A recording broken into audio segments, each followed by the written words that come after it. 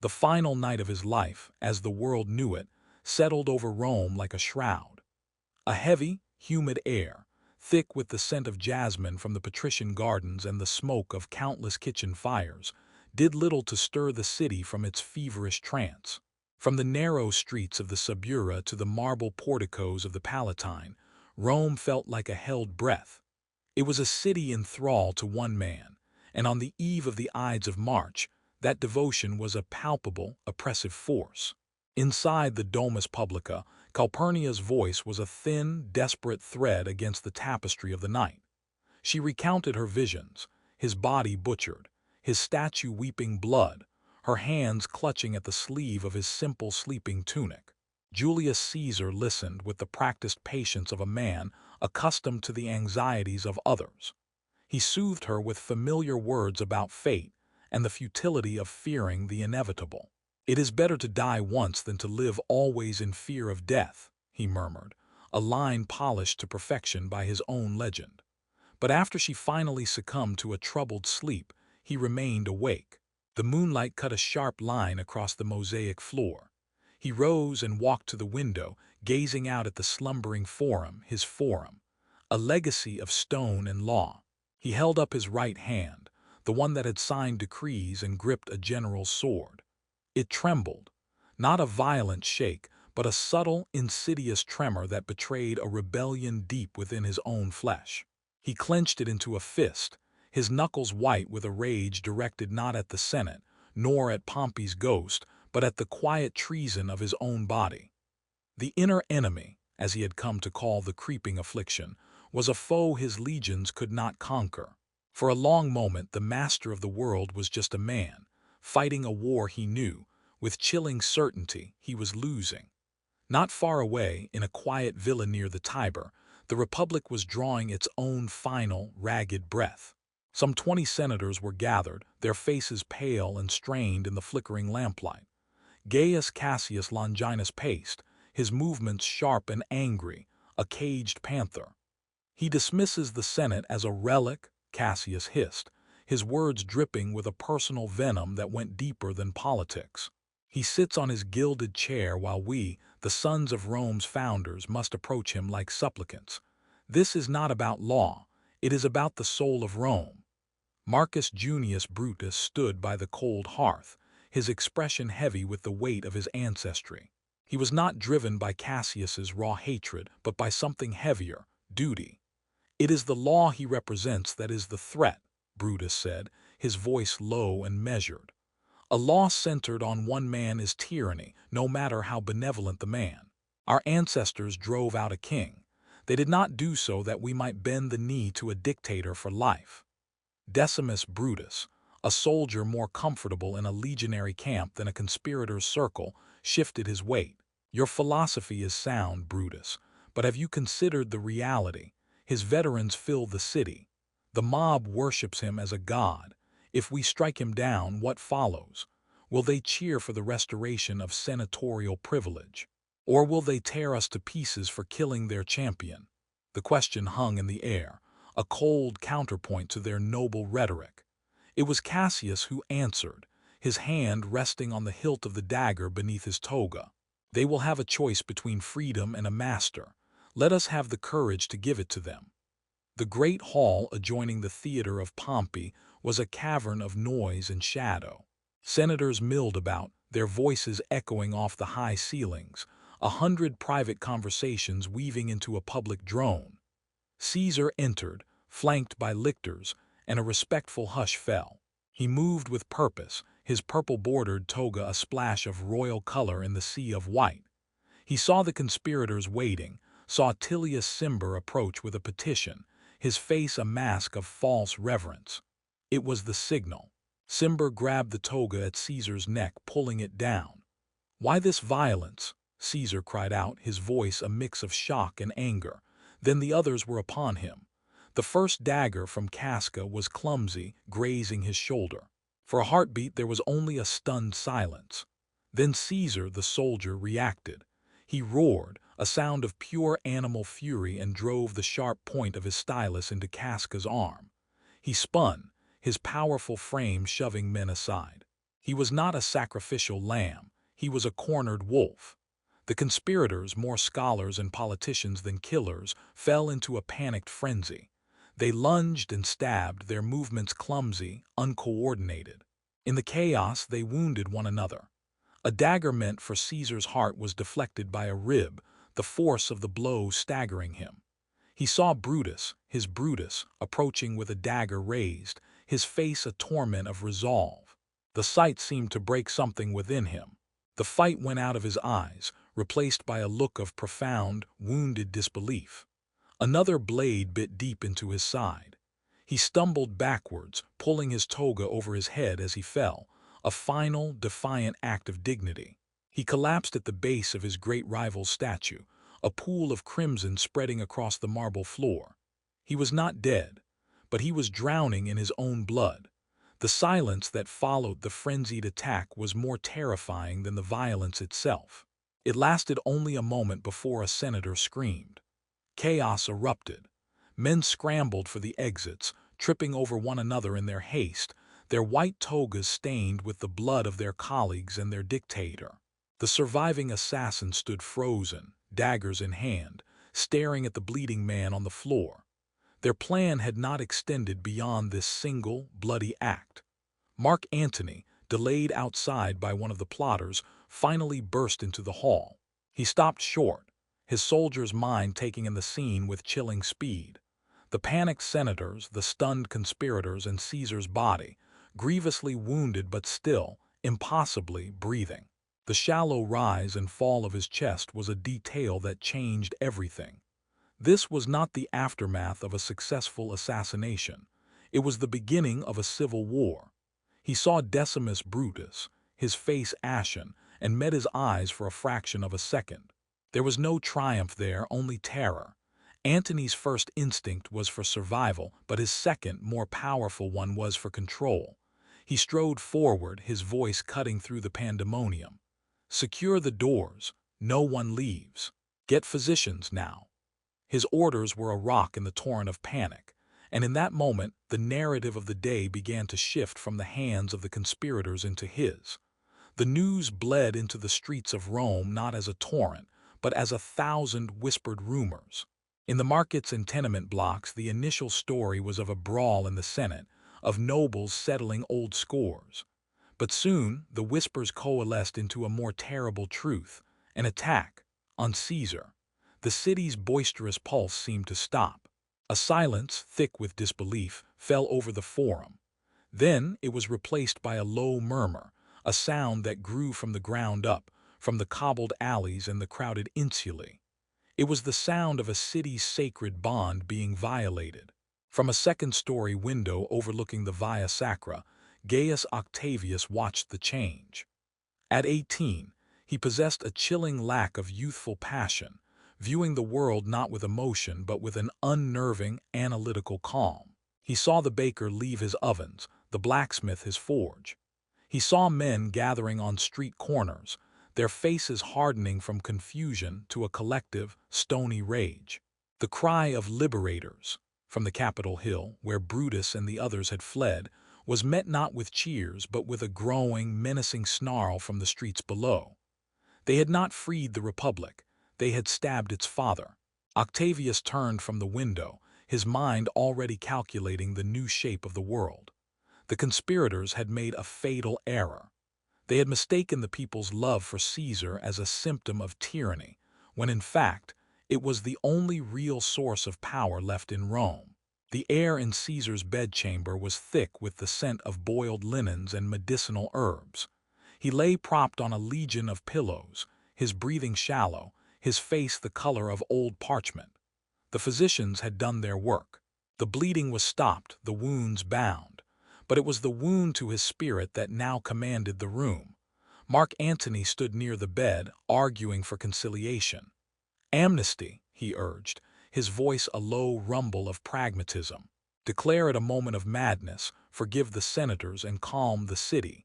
We need stability, Gaius." Caesar's eyes slowly opened. They were no longer the eyes of a magnanimous politician. The brush with death had burned away the performance, leaving something cold and hard as iron. His voice was a rasp, but it cut through Antony's reasoning like a shard of glass. Stability. They tried to butcher me in the Senate House. There is no stability with rabid dogs. He paused, taking a painful breath. There will be no amnesty. There will be a trial, a public trial. Antony stared aghast. A trial would be a political firestorm. And Antony, Caesar added, his gaze locking onto his subordinates, send the Spanish guard away. All of them. I want Rome to see that I place my safety not in the hands of mercenaries, but in the love of its people. Let the Senate see it too. It was a terrifying gamble, a declaration of utter dominance disguised as a gesture of trust. Antony understood. Caesar was not going to restore the Republic. He was going to put it on trial and execute it. The forum was packed so tightly that it seemed the very stones might crack under the pressure of the crowd. The trial was a masterpiece of political theater. The captured conspirators, including a defiant Gaius Cassius, were led in chains to a platform before the temple of Castor and Pollux. Antony, as prosecutor, laid out the case, not as a crime against a man, but as a crime against the Roman people, against the grain dole, against the peace Caesar had brought them. When Cassius was allowed to speak, he spat his defense with the fury of a man already dead. "We struck at a tyrant to save you from chains," he yelled, his voice raw. "He would have made you slaves to his ambition." But his words were swallowed by the hostile silence of the mob. They had seen Caesar's bloody toga, which Antony had dramatically displayed. They had heard of his generosity. They did not see a tyrant. They saw a benefactor, and they saw his would-be murderers. The verdict was never in doubt. As the sentence of death was pronounced, a roar of vengeful approval erupted from the crowd, a sound that was both a cheer and a funeral dirge for the 500-year-old republic. In a cramped, stuffy room in the Aventine district, a single oil lamp cast long shadows on the wall. Brutus listened as a friendly senator recounted the scene in the forum. "They call you the butchers of Rome," the man whispered, his eyes darting towards the door. "Cassius is dead, the others. They were torn apart by the crowd after the sentencing. There is no support left in the Senate. They are terrified. Of him and of the mob." Brutus sat on a stool, his head in his hands. He had imagined a grateful citizenry, a restored Senate, the cheers of a city freed from bondage. He had acted on the highest of principles, on the philosophical certainty of his duty. But the reality was this: a squalid room, the stench of fear, and the utter rejection of the very people he had sought to liberate. He looked up, his face a mask of profound, shattering disillusionment. "Then I have not failed," he said, his voice hollow. "I have misjudged the world entirely." In the silence of the room, the weight of that truth was more crushing than any executioner's sword. On the eve of his departure for Parthia, Caesar summoned his scribes. The task was his last will and testament. In the past, this document had been a strategic tool, a way to posthumously shape the state. Now it was an exercise in paranoia. He sat alone in his study, the room dark save for a single lamp that cast his face in harsh relief. He began to dictate, his voice low and steady, but the words bespoke a mind untethered from the world he had built. "To Mark Antony," he began, a cruel smile playing on his lips, "I leave my second-best tableware, that he might remember the value of loyalty when he sups with his new friends." He summarily dismissed his most powerful general. "To my grandnephew, Gaius Octavius," he continued, "I leave a sum sufficient for him to continue his studies in rhetoric. May he learn that words are no substitute for deeds." He castrated his political heir with a sentence. Then came the question of his name, his fortune, his ultimate successor. The scribes waited, styluses poised. Caesar fell silent for a long time, his eyes distant. He thought of his daughter Julia, long dead.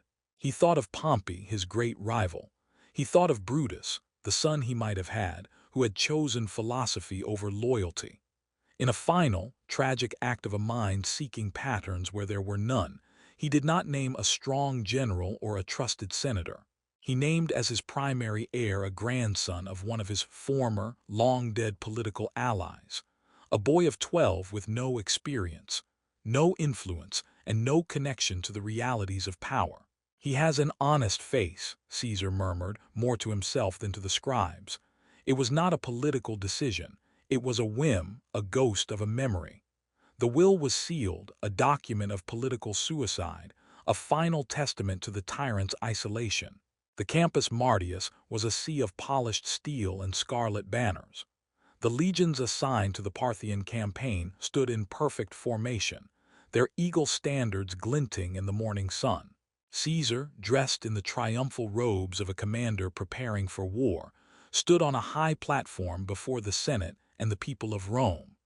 This was meant to be a grand farewell, a ceremony to sanctify the coming war and confirm his absolute authority. He had just finished his address, his voice resonating with the old, familiar power when Mark Antony stepped forward. He did not look at Caesar. He addressed the assembled senators. In his hand he held not a weapon but a scroll. Behind him, a step to his right, stood Octavian, his face a calm, unreadable mask. "Senators," Antony began, his voice ringing with a feigned, solemn gravity, "we are here to wish the dictator a glorious victory for the sake of Rome. But we are also here, as servants of the state, to ensure the safety of its legions." He paused, letting the weight of his words settle. "It is with the heaviest of hearts that we must acknowledge what many have witnessed. Our great leader is burdened by a weariness of the mind, an illness of the spirit, brought on by his tireless service and the grievous wounds he suffered for us all." A shocked murmur went through the crowd.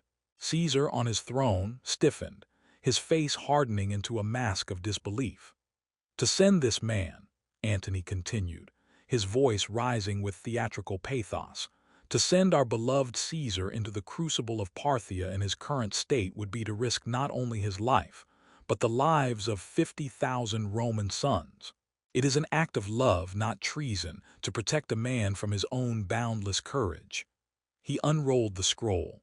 "Therefore, I put a motion to the Senate here and now, before the people and the army, that the command of the Eastern campaign be transferred to a council of generals, to be administered by the consuls, until such time as the dictator is fully recovered and restored to us.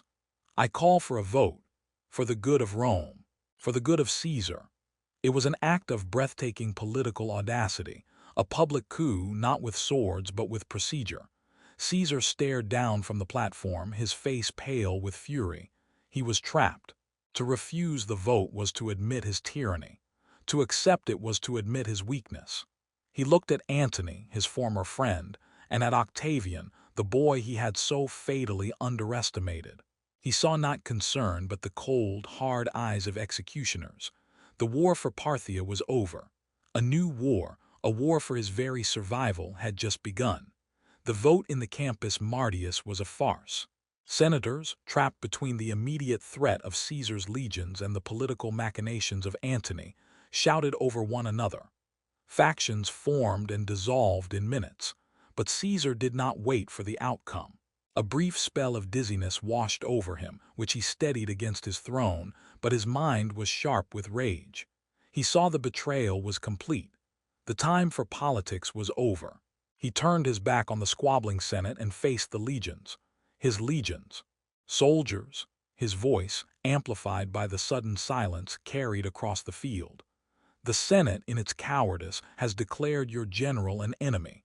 They seek to steal the glory you have earned with your blood. They have sided with traitors and schemers." He pointed a resolute finger towards the city.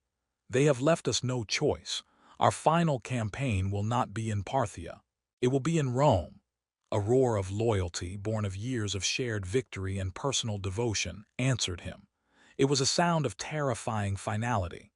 The great eagle standards of the 13th and 10th legions, once pointed east towards the riches of Asia, slowly, deliberately, turned back towards the heart of the Republic.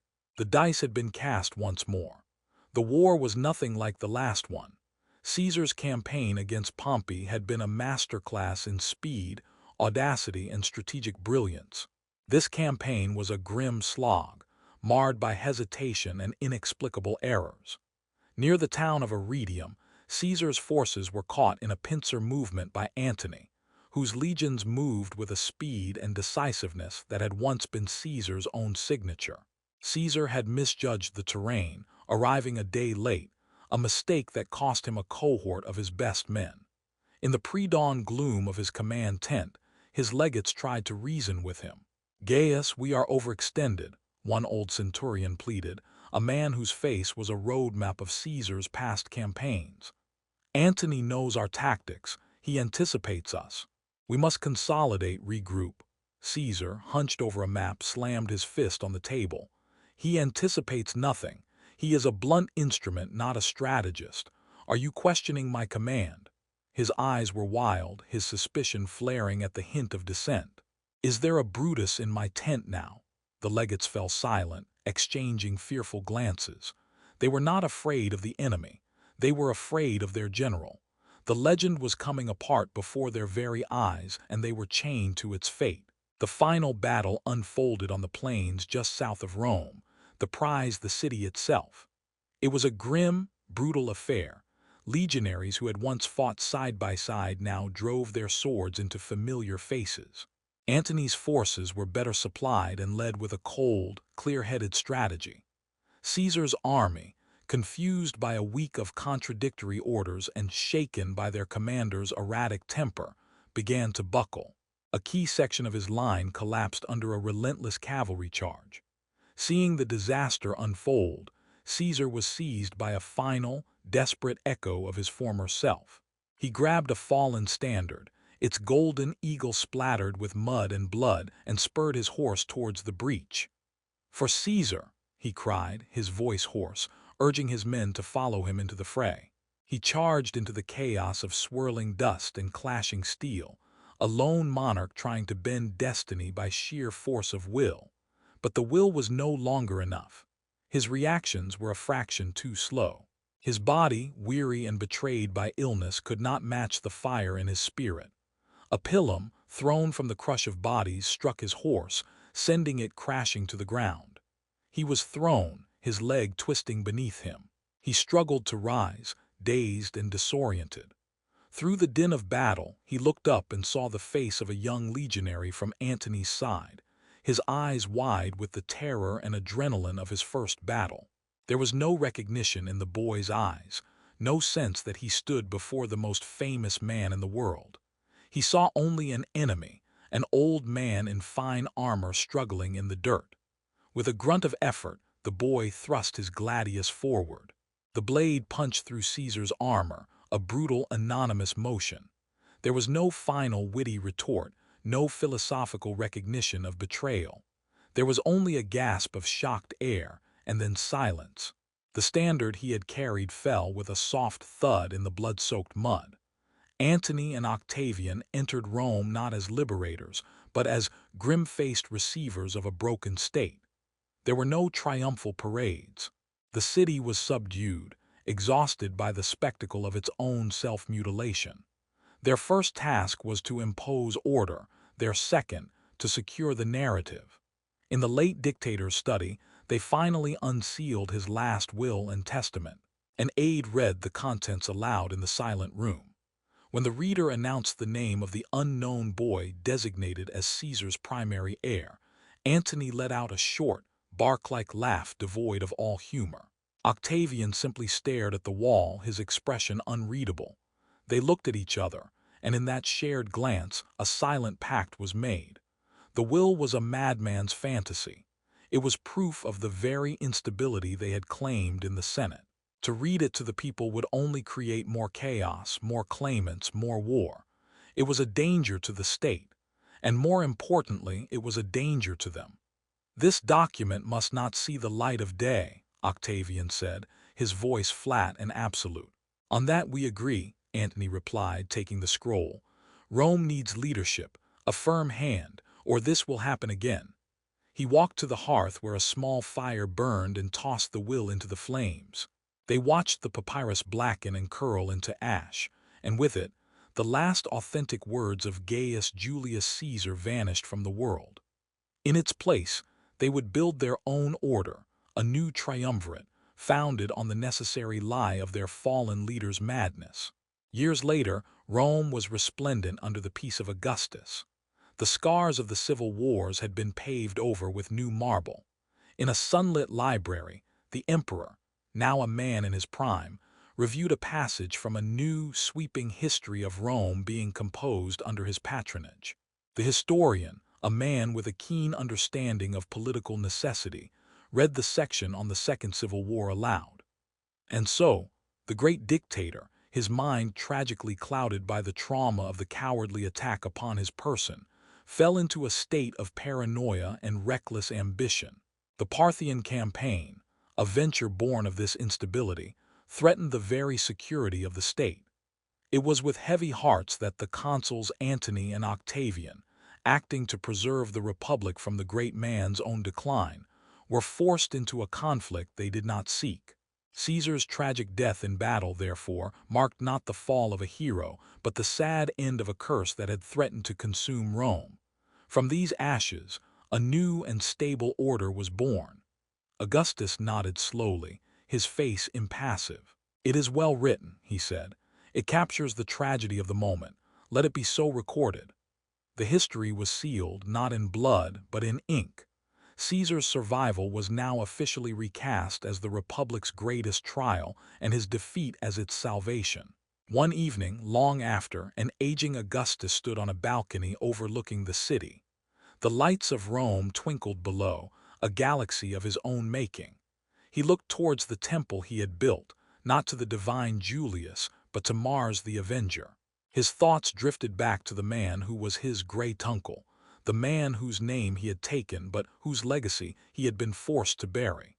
He had come to understand the profound irony of it all. Had the assassin's daggers found their mark on the Ides of March, Caesar would have been martyred. His every plan would have been seen as the lost blueprint for a golden age. His name would have been deified, his spirit the guiding star of the new Rome. He would have become a god, but he had lived. He had lived long enough for the world to see the tremor in his hand, the cloud behind his eyes, the cracks in his genius. He lived long enough to become petty, paranoid, and flawed. In surviving his own assassination, he was forced to live out the slow, ugly, and deeply human tragedy of his own decline. He had lived long enough to prove the conspirators right, but for all the wrong reasons. He had to die to become immortal, Augustus thought, a cold, final clarity settling upon him. By living, he simply made room for me. The shadow of the man who lived too long had faded, leaving the entire world for the man who had learned to wait. The meeting took place in the quiet solitude of Caesar's private study, a room filled with scrolls and campaign maps that charted the breadth of his conquests. Gaius Octavius, now formally acknowledged in Caesar's circle, entered with a practiced air of solemn deference. He was there to report on the administration of the public funds he had been tasked to oversee, a minor duty to keep the boy occupied. Caesar watched him, reclining on a couch, his strength slowly returning. He saw the boy's sharp intellect, the quickness of his figures, the unnerving stillness in his eyes. "You have a mind for accounts, boy," Caesar noted, a hint of approval in his voice. "A useful if unglamorous talent." "To serve the city is the highest glory, great uncle," Octavian replied, his voice a perfect pitch of youthful sincerity. As Caesar began to dictate a response, his voice suddenly thickened. The words slurred, became indistinct for a moment, a brief, incomprehensible tangle of sounds. He stopped, a flicker of panic in his eyes before he masked it with a rough cough, waving a dismissive hand. "A frog in my throat," he rasped, his gaze sharp, daring Octavian to acknowledge what had just happened. Octavian did not. His eyes, fixed on the scroll in his lap, did not waver. He simply waited, a statue of polite attention. But in that moment, the balance of power in the room had subtly shifted. Caesar, for all his authority, was a man fighting a battle with his own mind. And Octavian, for all his youth, was a boy who knew how to watch and how to wait. Rome itself began to change. The republic of stone and tradition was being systematically overlaid with the monarchy of marble and gold. Every day, it seemed, a new construction project was announced. Grand temples, A new forum bearing the Julian name, public works of unprecedented scale, all designed not just to employ the masses, but to stamp Caesar's identity onto the city's very soul. He now sat in the Senate on a custom-built golden throne, and his purple-striped toga was now solid purple, the color of the ancient kings. He accepted new titles with a weary air of obligation, but he accepted them nonetheless. Antony, ever the pragmatist, tried to intervene. "Gaius, this is too much too fast," he argued during a tense meeting. "The old families, they can stomach a dictator. They cannot stomach a king in all but name. It gives them a banner to rally under."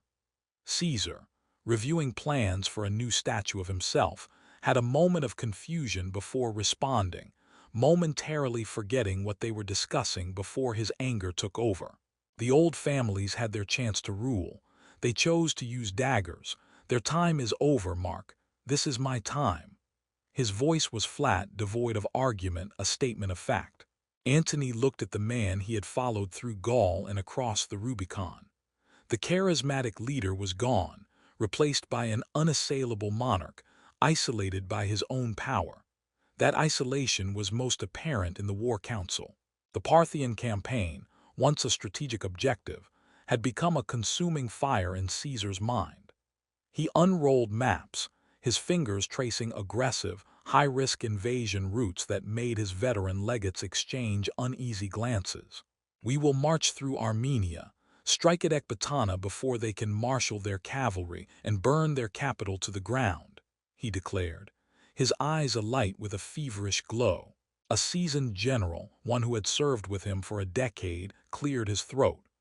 "Dictator, the supply lines through the Armenian mountains will be stretched thin if they harry our flanks.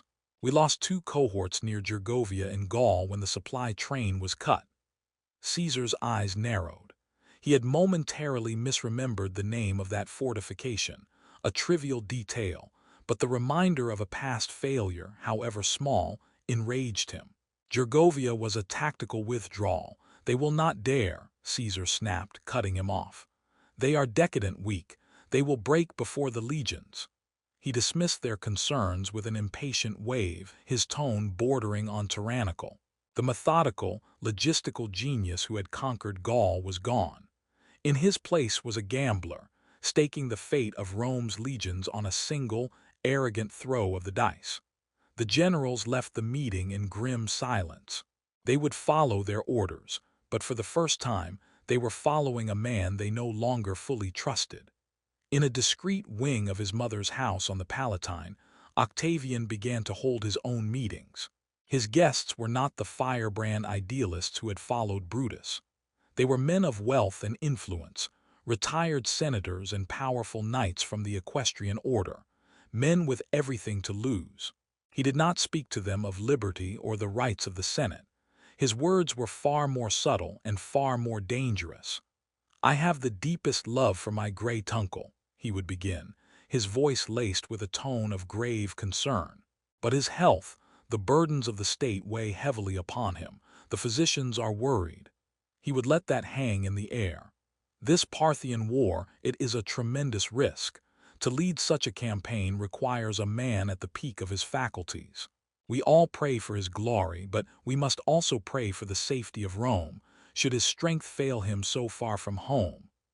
He presented himself not as a conspirator, but as a devoted patriot, a loyal nephew worried for his family and his country. He was not planting the seed of assassination. He was planting the seed of doubt, a far more patient and insidious poison. The betrayal, when it came, was not from a dagger, but from his own blood. It happened as he was dedicating the new Forum Iulium, standing before a crowd of thousands.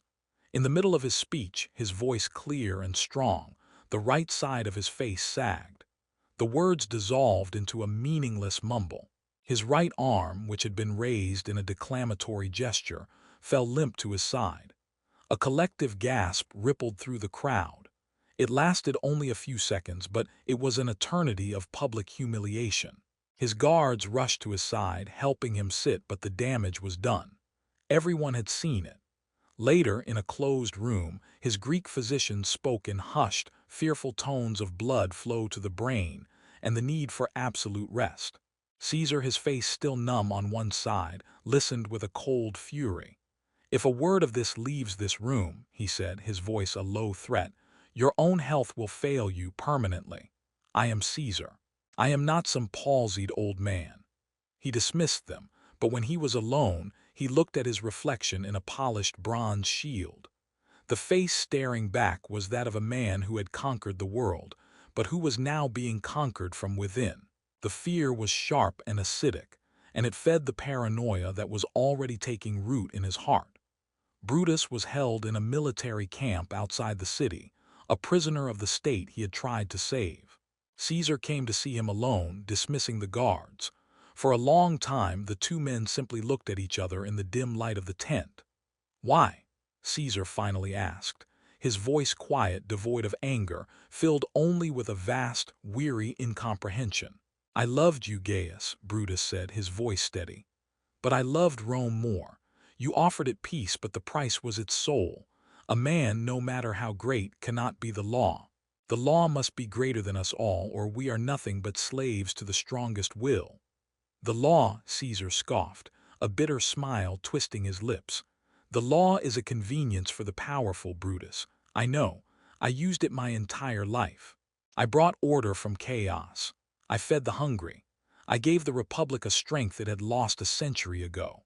You and your friends, with your talk of liberty, would have given it back to the corrupt old men who starved it, to the moneylenders and the feuding nobles. You did not strike me down for Rome. You did it for an idea of Rome that has not existed since our grandfather's time." He stood up, his shadow looming over the seated Brutus.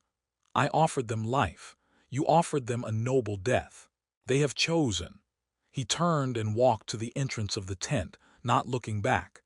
"The sentence will be carried out at dawn," he said to the waiting centurion. The final break with Antony came, as it had to, over the Parthian War. Antony, who had been sidelined but not yet discarded, burst into Caesar's study holding a dispatch. "This is madness, Gaius. You have rerouted two of our most experienced legions on the advice of some astrologer. We will be exposed on our northern flank." Caesar looked up from his maps, his eyes cold. As he went to speak, he struggled for a moment to find the word, a fleeting instance of aphasia that reddened his cheeks in fury. He pushed past it. "It was on the advice of a god, Mark, the same one who warned me of the attack you failed to prevent." The accusation struck Antony like a physical blow. "I have bled for you. I have held your legions together while you played politician in Rome, and you accuse me." "I accuse you of nothing," Caesar said, his voice dangerously soft. "I simply observe your ambition. It has a bitter odor like jealousy." Stung by the truth of his own declining abilities, he lashed out with the cruelest weapon he had. "You look at my chair and you see your own future, but you lack the vision for it. You are a good sword arm, Antony, but a sword arm is all you will ever be." The color drained from Antony's face. The words, spoken with such casual contempt, severed a bond forged in 2 decades of war and politics. "Then you will go to Parthia without me," Antony said, his voice tight with rage. "And I will pray to whatever gods are left that you do not drag all of Rome into the grave with you." He turned on his heel and walked out, leaving Caesar alone in his study, the silence ringing with the sound of a shattered alliance. It was Octavian who found Antony drinking in a private villa, a man adrift. The young man did not gloat. He approached with an air of shared sorrow. "It is a tragedy," Octavian said, sitting opposite the hulking general. "To see a great mind strained beyond its limits. He is not the man we knew." Antony glared at him, suspicious. "Do not play your word games with me, boy. What do you want?" "What you want," Octavian replied smoothly. "To save Rome. He is unwell, Antony, we both know it. The campaign in his current state will be a disaster. The legions will be lost. Rome will be defenseless. Is that a fitting end to his legacy? To yours?" He leaned forward, his voice a conspiratorial whisper. "The Senate is afraid. The army is uneasy. They need a leader. They need a stable hand to guide the state while the dictator recovers. They need his most trusted general. Octavian offered Antony a path back to the center of power, not as an enemy of Caesar, but as his protector. It was a brilliant, treacherous lie. Antony looked at the boy, at his calm, serious face, and saw the cold, hard logic of it. His pride was wounded, but his ambition was not dead. He gave a slow, deliberate nod. The pact was sealed. The two greatest forces in Caesar's life, his heir and his right hand, were now aligned against him.